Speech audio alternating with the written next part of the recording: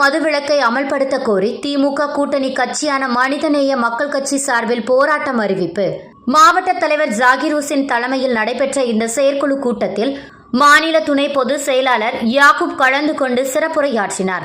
அப்போது செய்தியாளர்களை சந்தித்த தாமரம் யாக்கூப், கள்ளக்குறிச்சி விஷசாராயம் விவகாரத்தில் தமிழக அரசு நகைப்புடன் செயல்படுவதாக கூறி அவர் உயிரிழந்த நபர்களுக்கு 10 லட்சம் ரூபாய் வழங்கும் திராவிட மாடல் அரசு அந்நிய செலவாணியை ஈட்டு தரும்.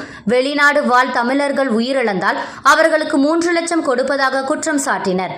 மேலும் இந்த ஊக்கத்தொகை என்பது கள்ளச்சாராய வியாபாரத்தை ஊக்குவிக்கும் செயல் என கூறிய அவர், கள்ளச்சாராயம் காட்சி சிறை சென்று வெளியே வந்தால் அவர்கள் தொழில் செய்ய ஏதுவாக 50,000 மானியத்துடன் வழங்கப்படும் என அமைச்சர் கூறியிருப்பது மிகுந்த நகைப்பை ஏற்படுத்தியதாகவும் அவர் கூறினார்.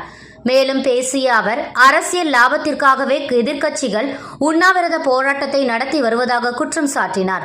தாம்பரம் மாநகராட்சியில் சிறு வணிகர்களை பாதிக்கக்கூடிய வகையில் நடத்தப்பட்ட ஆக்கிரமிப்பு அகற்றம் குறித்து கேள்வி கேட்டபோது, இது தொடர்பாக சம்பந்தப்பட்ட நெடுஞ்சாலைத்துறை அதிகாரிகளின் மீது ஆணையர் மீது தமிழக அரசு உரிய விசாரணை நடத்தி நடவடிக்கை எடுக்க வேண்டும் என வலியுறுத்தினார்.